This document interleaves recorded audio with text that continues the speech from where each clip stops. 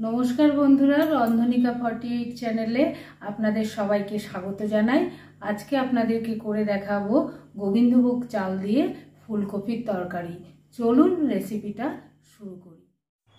कड़ाईटा गरम बसिए दिएछि, एकटू गरम हये गेले तार भेतरे तेल दिए देबो।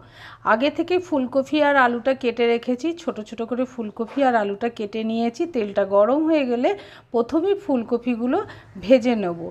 फुलकपिगुलो दिए नेड़े निलाम। एइबार आस्ते आस्ते फुलकपिटा नेड़े निये ढाका लागिए दिते हबे। ढाका लागिए 5 मिनट मतन हওয়ার জন্য रेखे देबो। तारपर आबार ढाकाटा खुले नेब। खुले निये जखन फुलकपिगुलो एकटू लाल हये भाजा हये जाबे तार भेतरे स्वाद अनुसारे लवण दिए देबो और एकटू हलुद दिए देबो। एई अल्प भाजार परे नुन और हलुदटा दिले फुलकपिटा भाजाटा खूब भालो हय और देखतेও खूब सुंदर लागे। ढाका लागिए भाजते दिलाम किछुक्षण, आबार ढाकाटा खुले निये नेड़े निये आर एकटू भेजे नेब। এইবার অনেকটাই ফুলকপি ভাজাটা হয়ে গেছে। এবার একটা ঝান্নার সাহায্যে আস্তে আস্তে ফুলকপিগুলো একটা থালাতে তুলে নেব। তোমাদের কাছে একটা অনুরোধ রইল, পুরো রেসিপিটা দেখবে, কেটে কেটে দেখবে না, তাহলে অনেক জিনিস মিস করে যাবে। এইবার বাকি যে তেলটা আছে ফুলকপিগুলো তোলার পরে তার ভেতরে আলুগুলো দিয়ে নেড়ে নিলাম। ঢাকা লাগিয়ে আলুগুলো কিছুক্ষণ ভাজতে বসিয়ে দিলাম। আর আরেকটা মিক্সি জার নিয়ে তার ভেতরে 1 চামচ গোবিন্দভোগ চাল দিয়ে দিলাম। গোবিন্দভোগ চালটা বেটে নিলাম। একবারে কিন্তু চালটা বাটা হবে না, প্রথমে একটু পেস্ট করে নিতে হবে, তারপরে আবার একটু জল দিয়ে এইভাবে পাতলা একটা পেস্ট করে নেব। নিয়ে একটা বাটিতে ঢেলে রেখে দিলাম। এদিকে আলুটা ভাজা অনেকটাই হয়ে গেছে, একটু নেড়ে নিলাম। নেড়ে নিয়ে আলুটাও ঝান্নার সাহায্যে একটা থালাতে তুলে নেব।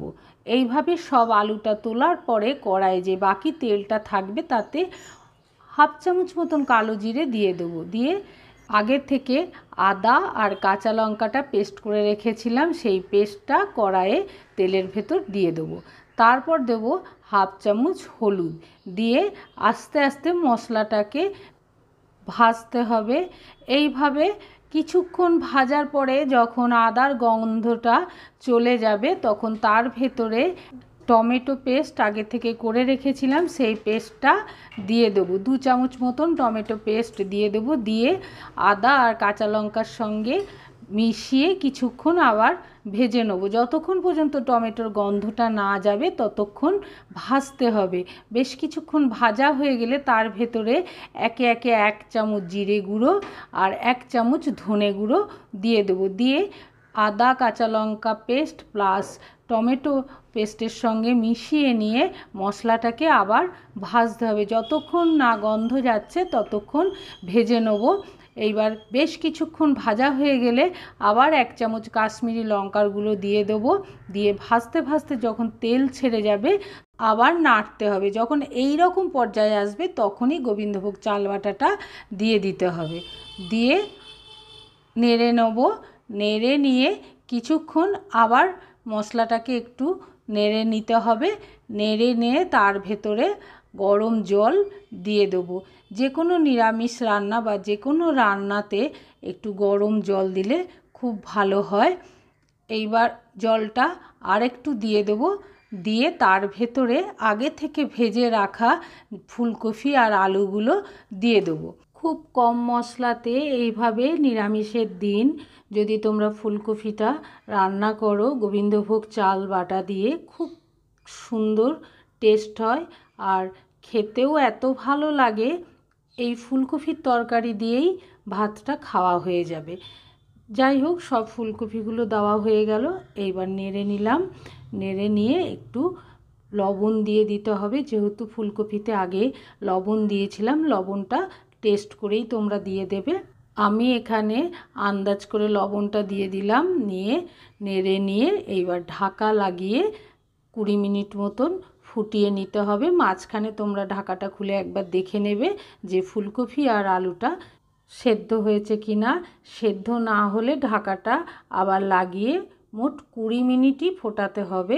যাই হোক, ফোটানো হয়ে গেছে। ঢাকাটাও খুলে নিলাম। খুলে নিয়ে একটু নেড়ে নিয়ে একটা বাটিতে নামিয়ে রেখে দেবো। তোমরা ভেবো না যে এখনই ফুলকপির তরকারি হয়ে গেল, তবে কিছুটা এখনও বাকি আছে। লাস্ট ফিনিশিংটা এইবার দেবো। এইবার আবার একটা ফ্রাই প্যান দিয়ে দিলাম, নিয়ে একটু তেল দিয়ে তেলটা অল্প গরম হয়ে গেলে তার ভেতরে হাফ চামচ হিং দিয়ে দেবো। হিংটা একটু ভেজে নিয়ে তার ভেতরে গরম মশলা দিয়ে দেবো। এই গরম মশলাটা আমি বাড়িতে করেছি, তোমাদের অন্য একদিন আমি এই গরম মশলার পুরো রেসিপিটা তোমাদেরকে দেখাবো।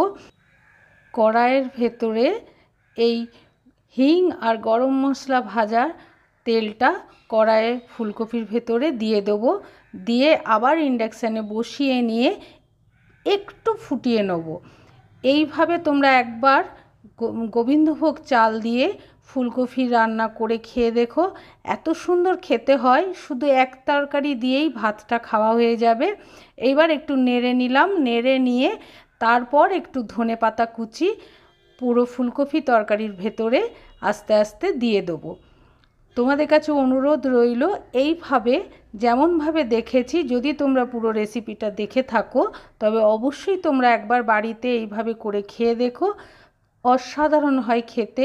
এক তরকারি দিয়েই পুরো ভাত খাওয়া হয়ে যাবে। নিয়ে ধনেপাতা কুচিটা দিয়ে নেড়ে নিলাম। ফুলকপির তরকারিটা হয়ে গেল, এইবার নামিয়ে নেব। তোমরা যদি মনে করো কেউ ধনেপাতার গন্ধ সহ্য করতে পারো না, সেক্ষেত্রে তোমরা ঘি দিতে পারো। তোমাদের কেমন লেগেছে অবশ্যই আমাকে কমেন্ট করে জানাবে। আর বাড়িতে সবাই রান্না করে খেয়ে দেখবে। তোমরা সবাই ভালো থেকো, সুস্থ থেকো, সাবধানে থেকো। পরে আবার তোমাদের সাথে দেখা হবে।